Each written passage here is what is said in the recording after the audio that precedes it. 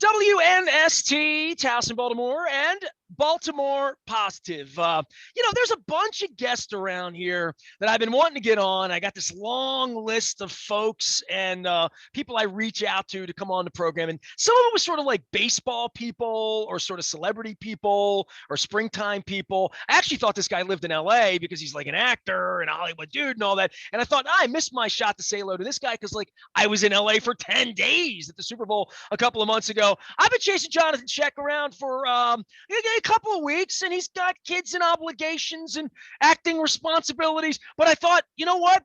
Baseball season will bring him out. And lo and behold, dude, you and I have never done a Zoom before. I've been doing radio 31 years. I had you on once or twice, but man, look at that behind you. You're authentic, what you're doing there, man. Yeah, my son's name is Camden. I saw that. I wanted to confirm that on the Wikipedia. There's an authentic thing that when you go away, you're never that far from MLB Network if you're a baseball fan, right? That's right. The thing about baseball, the Orioles obviously have struggled for quite a long time, but that's where I'm from. My father walked the beat. He was a Baltimore City cop, and he walked where Camden used to, Camden Yards, when it was actually just a yard, not a baseball stadium. And so I've always, every time we always talk to my father about how are the Orioles doing. So I brought that love of the game to my son. I built a wiffle ball court in the backyard here in Tennessee. Don't throw your arm out at your age now. I mean, wiffle ball's different once you get to be over 40, man. I know it really. I just put it right down to play because he's still 8 years old, so he needs. You'll be getting Tommy John, the next couple of years. You get that thing moving out there. I wanted to reach you when the baseball lockout ends and people start thinking about baseball. And I do think of you as being a baseball fan. I don't know how engaged you are or aren't in all of it, but I do think we all like to see him win, right? I mean, all of us of this age. I had Luke on the other day, and Luke was born literally the week that they won the World Series in '83, which, old guy like me, I was at those games and remember it pretty well. But there's a whole generation that, 5, 22, 20, and 4 sound like Keno numbers, John. Yeah. Man, I missed the Oriole magic, right? Oriole magic was everything. And I still talk to Rick Dempsey all the time. I wrote a book with Rick, and we're making a documentary together. His Little League in 1963, his unbelievable team. Now he grew up in Southern California, right? Yeah, he lives in California, but he called me it must be 20 years now. Okay. He called me to Camden Yards. I went down, and he brought me into the dugout. And he told me the story, and he told me the story about his Little League team, his Pony League team, that 9 of the players made it to the major leagues in one way or the other, right? 9. They basically went to 13 different cities. In each city, they had a win to go continue the tournament. It was the first West Coast team ever to make it, West Coast team to make it to the East Coast Little League World Series. They lost that game, but in each one of those cities, a bank was robbed. The coach was robbing a bank in each city that they went to. So we've been trying to make that movie. I got it set up with Adam Sandler. And then we wrote the script, and it was for Paramount, and it was getting close. And we almost got close again, and then we decided to write a book. And now Mark Wahlberg's making a documentary on all the players that are involved with it. We got them all together, and we're going to be making this documentary in a month. I went to see Dear Evan Hansen last week. It was here at the Hippodrome, and I don't see a lot of movies, and I guess suspension of belief or whatever, but anything that holds me in, it's the story, right? I mean, when you tell a story like that, you just piece that together, and I'm like, hold on, let me get this straight. I've known Dempsey a long time, and he's been a celebrity here a whole long time. And I remember going out to Memorial Stadium in '79, seeing him running around with shin pads on, and the whole Babe Ruth thing he did, and the Robin Yount thing, the rain delays, years on television, all of that. How do I not know this about his Little League team? Well, interesting enough, Robin Yount, he was the bat boy on that team. His brother was one of the main pitchers on that Little League team. Robin Yount, yeah. Dude, the stories, this is made for Hollywood, John. I know. we can't figure out why it's never got made, but now we're going to finally get it made in a documentary and then hopefully a movie down the road. All right, look, man. So when I have you on, I got to love up on that thing you do a little bit and just talk about that. But I've never like had a deep conversation with you about like your journey out of here. I mean, I know your dad was a city cop and all that. For people that may be unfamiliar or only familiar with pieces of your work, I said to my wife, I'm like, this guy's like a real actor, like, getting jobs and going on that journey. And I've been to LA a million times. I've done this for a living forever. And I really just wanted to be Oscar Madison, right? I just wanted to be a newspaper sports columnist back when I was a kid. But the journey of wanting to be an actor or a rock star, I had friends in bands. Still, one of my best friends in the whole world was in one of the big regional bands here and toured with Bon Jovi and did all that stuff. The acting thing, to follow that, it's so hard, man. You know what I mean? Like, I just see where you are, like the journey of all of it. Everyone your age has a story about the journey, especially if you're still doing it at this point. Yeah, being an actor where I came from, that wasn't even. I mean, I don't know. I really don't know how I made that decision or had that courage to take that leap. But I just remember. This is gonna sound weird, but there was a Richard Marx song. It was something like somewhere out there, and all I kept saying is somewhere out there, and to me was like, what else is out there in the world? And were you an actor? You're a Harford County kid, right? Yeah, never acted before. Took one acting class at UMBC. Sam McReady was my teacher, and for some reason, that one acting class and my inability to read textbooks, because I didn't know this, but I'm dyslexic. I could not read those textbooks, and I was like, I'm never going to succeed. Like, I could get good grades, but I couldn't really retain or hold that material. And it made me feel really bad about myself. But then when I took this Sam McReady acting class, I was like, wow, I'm really good at this. Something magical was like, I felt really good about myself is really what it came down to. And then I just leaped into that and put my head down. I met a great acting teacher out in Los Angeles, and he just looked at me and just said, there's something about you. You have a gravitas. And if you work really hard, you will be successful at this. And I did. I worked really hard. I took all the mentality that I have from being from Baltimore, from Harford County, from Edgewood, Maryland, and I worked really, really hard. And then one thing came my way, and next thing, just. Well, what did you think you were going to do? You were at UMBC. I mean, you must have had some grades at that point to get there, right? I was really good at math. Like, almost got a perfect score in my SATs. In math. The other side was a disaster. Reading and writing was just always like a disaster. But why didn't you become like a rocket scientist or something then? That's what they do, That's what dyslexics do, to become rocket scientists. But I think my physical embodiment, I was playing lacrosse at UMBC, that I just wanted to have a physical life. And, being a performer is really physical. So I took my athleticism and put it into acting. How'd you get to LA? I mean, a bus, a plane, $500, staying at a flat in West Hollywood, on the wrong side of the tracks? What? I won a dance contest, and they gave me 10,000. No, okay. So first off, what year is this? This is in the 80s, right? I know this is gonna take you back, and you'll get this. So, yeah, when I was this is a long time ago. When I was at college, my big brother in a fraternity called Lambda Chi Alpha said, there's a contest at Hammerjacks that pays $500 if you win. You got to get in this contest. And they brought me there, and they liquored me up and put me up on stage, and I won.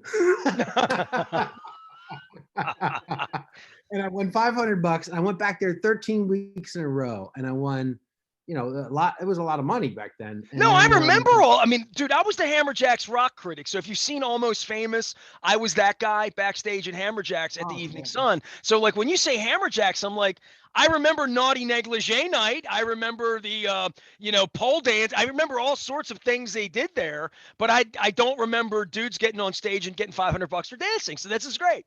Yeah, with G-strings. Yeah. Oh, it was for the chicks. No, it's for guys, but they had G-strings in the back.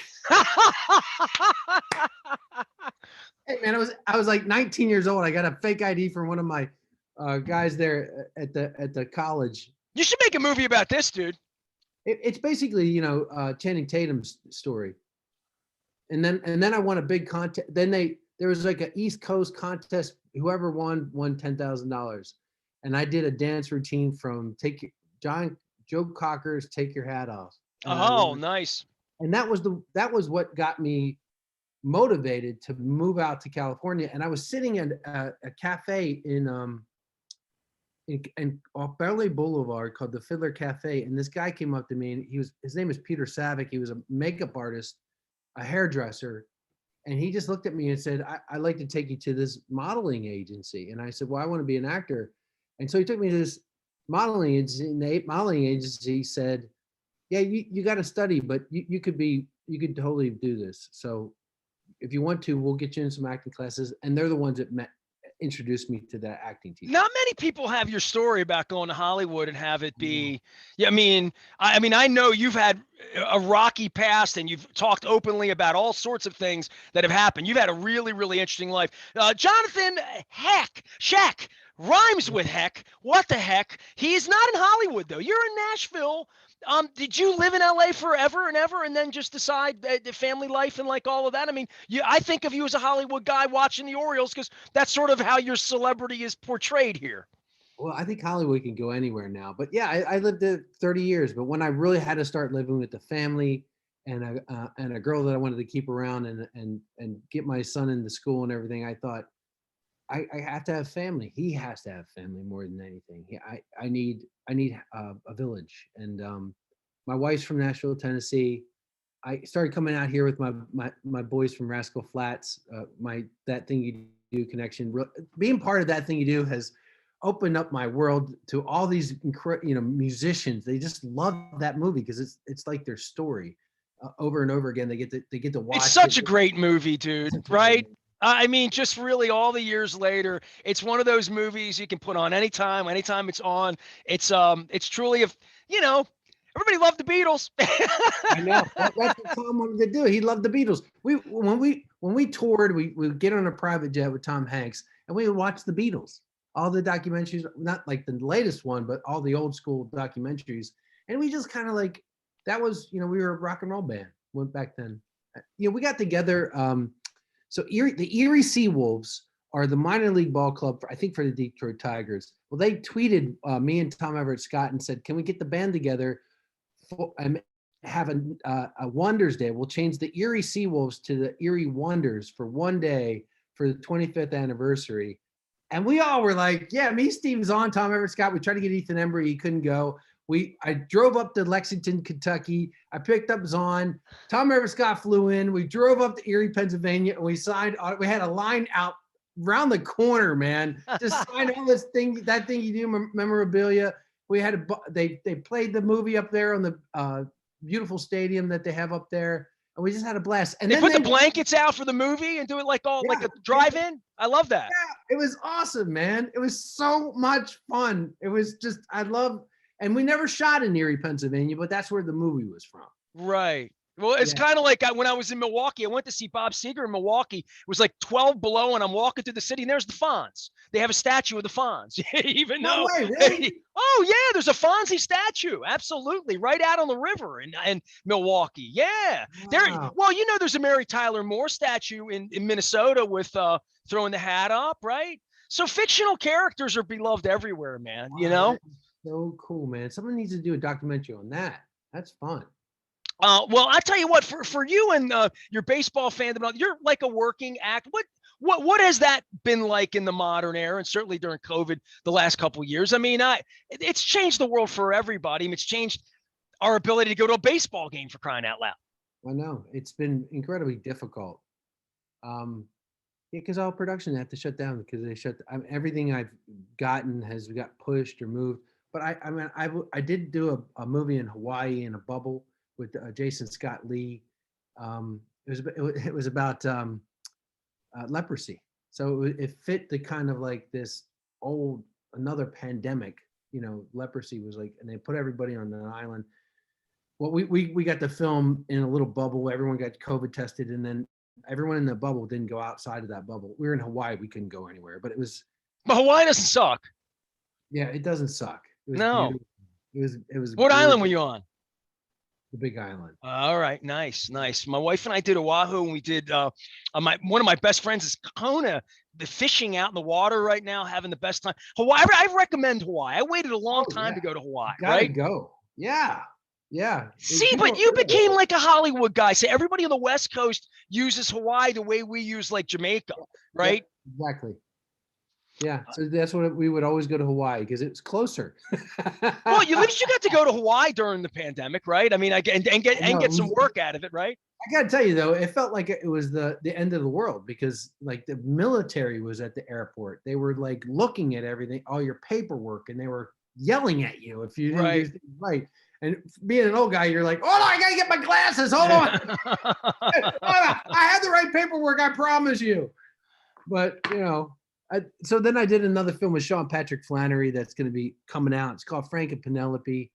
I play like a religious fanatic who I don't want to give anything away, but it's. What makes you take a part at this point in your life? And I got fun questions. I have fun like having a beer with John, questions, actor questions, because I don't have actors on very often. But what makes you take a part? Well, I have learned that it's a small community of people that I attract, I think is the right word. Like, they kind of find me, and I'm not the guy who, like, I won an audition with Tom Hanks because I got to be with Tom Hanks. I got to reflect Tom Hanks, and he saw what he needed in me, and he hired me like right on the spot. And then it's always been, I have to be able to reflect. So it's usually writer directors, and then it just works. Like, it fits my life. My acting teacher said to me, "You will be the type of actor that will solve a riddle or heal yourself throughout whatever it is that you're doing. And maybe even in a grander sense, when the universe needs some sort of healing, like you will be that individual that will walk into that space like a canary in a coal mine." So that's how my roles have always found me. Everything else doesn't work. So I realized that I just need to be in a community. So being in the pandemic's not a good thing for me. But that's how they always come. And then I read it and it just clicks. Like, it just works for me. You found yourself mainly in the right roles. You haven't found yourself on jobs where you're like, "Oh my God, can't believe I signed up for this." Because once you sort of sign up, you're signed up, right? Even if it's a bad experience, you see the play through. You get it to front of house, as they say, right? Yeah. I remember being in Baltimore, on the streets of Baltimore, calling the head of Sony going, "Hey man, I need a movie," because I was going through a breakup. Me and Christina Applegate, my first wife, were breaking up, and I was just distraught. I was like, "I gotta work. I just gotta work. And so he lays down 4 different movies, and in one movie he says to me, he goes, "What about doing Roadhouse 2?" And I was like, "Yeah, Roadhouse 2. I want to play Roadhouse. I want to be Patrick Swayze." So we did that, but you know what? It never got to go. We made a really fun movie. Bad movies. I love bad movies because you can't stop watching those kind of movies, right? Like the bad movie you can't stop watching. That's Roadhouse. And that was one movie that just was a train wreck from after that experience. Right. Okay. Well, fair. Yeah, Now, talk about Tom Hanks a little bit, because like we all think of Tom Hanks as Tom Hanks, and I mean, when he shows up in women's weddings and pictures and places and stuff like over the weekend, he shows up on my timeline. Obviously, his COVID battle. I go back to Bosom Buddies and a Bachelor Party being one of my favorite movies at that time, but you didn't meet him long after that, right? I mean, he wasn't Tom Hanks when you met him. He was Tom Hanks. He an actor who was doing this, right? Yeah, no, he was a 2-time Academy Award winning actor. That's when I met Tom Hanks. He had just won 2 Academy Awards. So he got to make his movie. He wrote that script. They just don't do that in Hollywood. And he's at real high level. He's working with really great people. So he got to make that thing you do. So that was his, he's only directed one other movie. Yeah, he's only directed one other movie. He's directed other things, but it just takes too much time. Tom's like, he's a really great moral human being, first off. That's And very clear. yeah, and so when COVID happened, when we did that thing you do, he would, he like took his kids to school. Like that was his priorities. Like it's amazing. And so that's Tom Hanks. What you see as Tom Hanks is what he is, but he's an actor. He's a real hardcore actor. And he's got this Elvis movie coming out. It's first time in his life where he's already put prosthetics on, because that's kind of like the latest thing is that they work, they can get past, all the horrible makeup and stuff, but now they really can do it well. And so this will be his first time doing something that's just not him like losing weight or gaining weight or. He does grueling things too, right? I mean, just from an actor standpoint, gain weight, lose weight, get an accent, like all of these things that are really difficult to do.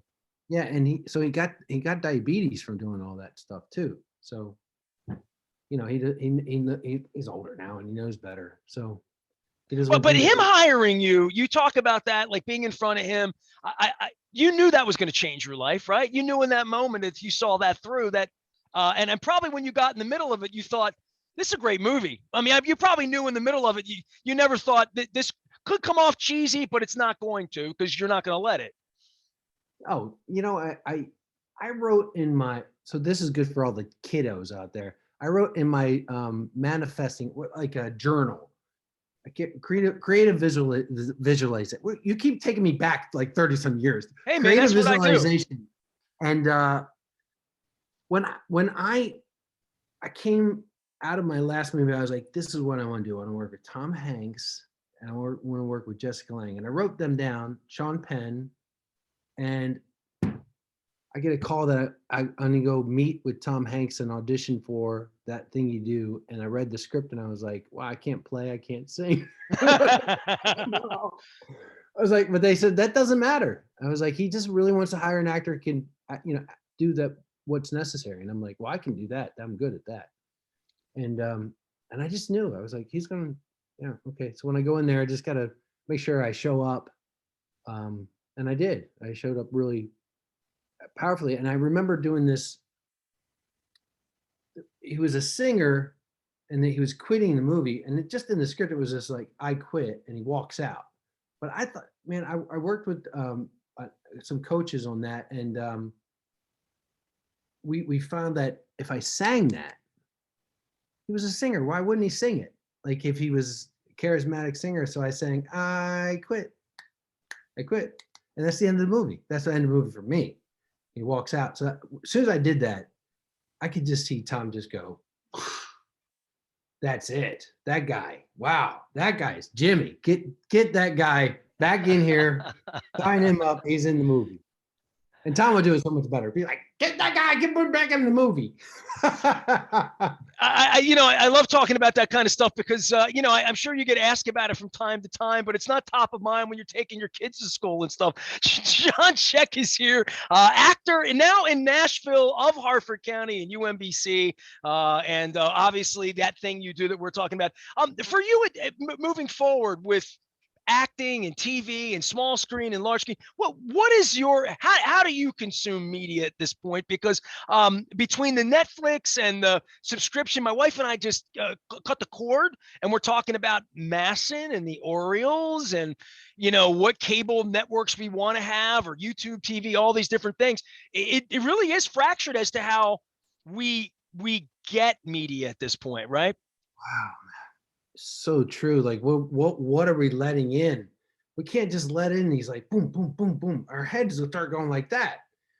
And so when I play a role, and Tom Hanks, I guess, guided me to do this. Like you take what you're doing, that's what you consume. You allow that to come in. So if you really want to have a great baseball season, you consume baseball. You take in baseball, you listen to baseball, you watch ESPN, you watch the games, and then you can actually have a conversation about that. If you're bouncing off Twitter, off Instagram, and all these different things nonstop, you're going to have this, Well, that's baseball's problem, is that it kind of moves slow. Yeah, it does move slow. I'm going to tell I'm a coach of Little League team out here in Nashville. So I'm going to tell all my Little Leaguers, they need to watch baseball if they're going to be on their pads, because I know they're going to be on their pads playing whatever game. So what are you coaching? Give me this, Coach John. How old? What are we doing? What level do we have here? They're 7, 8 years. This is like team. This is first time out. Yeah, this is run that way, not that way. Oh yeah, they're a little bit better now. They can actually they gun it back and forth, boom, boom, boom, boom, boom, and they can. Not afraid of the ball. Not afraid.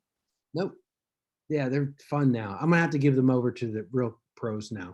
I give them a little over. I'm like, hey, go ahead. Come on now. You hit the cutoff, man, square up under the ground ball, all of that, right? I'd have to study it, which maybe I should. But I do have some really great fathers here that help me. So one of them he played at Georgetown, so he's pretty great. So I let him take over. I'll always be like the managing coach or whatever, because I'm good at that. Well, you're legit to me, dude. You got old school. It's a 66 through 71 sort of script there. You got a Brooks, you got a Frank, you got a Palmer and an Earl. Hall of Famers. Missing Eddie Murray, but it's not era. It was not of that era. And Cal, not of that era. You have to get. I had the Cal one next to it, but then the bat fell down, so I have to fix it. Fix it up. That's not. No, you know what? We'll get that right by the All-Star break. Everything will be good. John, I appreciate you taking a little time and visiting. Last question for you, because I do Baltimore Positive here, and you mentioned your dad in passing early in this. The foundation of being a police officer in the city and what that represented for you, and seeing your dad go off with a badge at night. I can't let you go without asking about that, because we talk so much about safety and policing and society and the city and all of that. I think it's a different thing to be a Baltimore City cop in 2022 than it probably was back in your dad's era. Yeah, my dad used to walk the beat when there was a call box. I remember those. Yeah, so my dad used to walk the beat when he first was put on the beat. He was put in a section of Baltimore, that East Baltimore, right by the Hopkins, and he had a call box that he had to go to if there was any problems. He didn't have a radio. Couldn't call for help, had to go to the call box, or he had to rely on his neighborhood to call for help for him. And there's people that would act out like, maybe have a bad night. And my father was really clear inside himself that if something was wrong that they could work out in the neighborhood, they would. He'd take them home. But if there was some criminal activity, there was a criminal that was constantly doing something that was going to harm these people, he would take them to jail. And so it's different now. I think there's so much fear between both sides and hatred between both sides, even though they hated my dad, but then they love my dad. Like he was like it was a different form of policing. He was actually like the father of the community. He's like, he had to use his might. There's a TV series coming out that's older school Baltimore City cop. And, my dad was earlier than that. He was really, yeah, if you're talking about the dramatization of the criminal activity with the cops, you know about that HBO? Yeah, David Simon. Yeah. We've had Justin Fenton on and Bill Zorzi, the producers, a couple of weeks ago. That comes out in a month. And that's like a real life thing that happened here with Wayne Jenkins, and incredible. I mean, just as a Baltimore City resident, the last 2 decades, kind of outrage. But for your dad and the kind of discipline probably that you took with you on every acting job, right? Yeah, absolutely. He was a good guy out there. But I know that script. I almost got that part. I almost got the bad guy part, but Josh Charles got it. You don't look heavy enough, huh? Well, Josh got it, man. Josh is a great actor. So Josh is Baltimore, man, right? I know. I was like, I like the fact that I couldn't believe I was up against Josh. I was like, wow, he's such a great actor. So, okay, so then that's where it is now. So, did you love the project? You read the project? I did love the project, and I think it's important to address institutional incorrection. So, if, there's someone who's doing something wrong, we just don't take. It's like the way my dad policed. He's like, look, we'll take care of you to a certain degree, but if you constantly act out and make things really hard, we have to address what is really going on in the neighborhood or the community or the institution. And we have to get rid of the bad, because it's corruption, and it keeps feeding corruption. So when there's bad cops that are doing it because they want to make money, this is never going to work that way. That's Russia. Hey, no doubt about it. And so, yeah, I mean, that's kind of why I had to ask you about your dad. I had no idea you had any connection to the project at one point, or may have even had the role. I got to get Josh on to talk about it, I guess, too. At some point, he'll want to talk about baseball season too, of course, right? Oh yeah, and he'll legitimately I saw the trailer, and he looks like he transformed, man.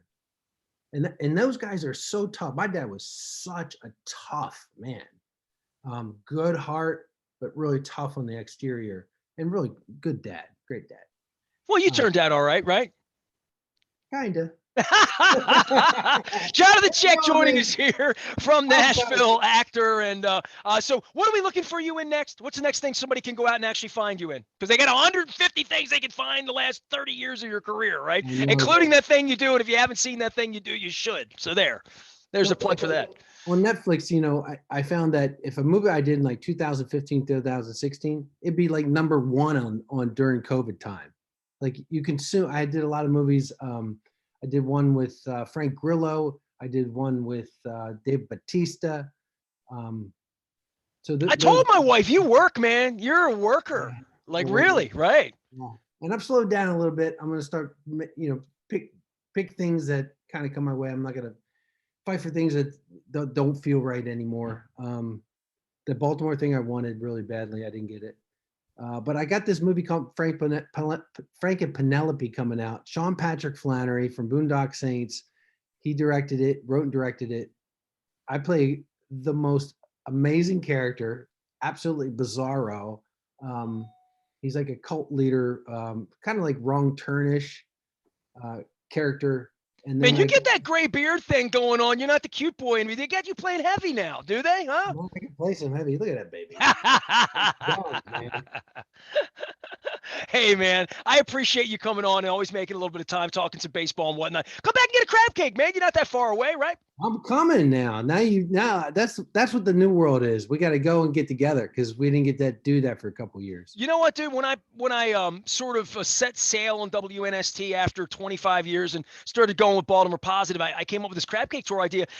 This was last year, thinking like when people go out, I used to do these Raven shows with Ray Lewis and John Ogden and Brian Billick and whatever back in the day, where we would go to the barn and we would do live radio where I'd have 2 minutes to pee and people be diving over Ray with a Wheaties box trying to get it signed and all this stuff. And it was a mess. And, I'm getting a little older and mellowed as well. I thought this would be an idea on Friday afternoons just to get together with friends, people I like, have a crab cake, talk about the world, bring celebrities in, bring politicians, whomever, but just have an open conversation. And I thought, crab cake's not Democrat, it's not Republican, it's not uptown, downtown, black, white, east, west, whatever. Everybody around here would have a crab cake, and every place is proud of their crab cake. Every place that has a crab cake says, our crab cake's pretty good. And, because they all have a recipe and they're all completely different. No one has the same crab cake recipe. Literally, I've had hundreds of crab cakes and I've rarely had two that were similar. Wow.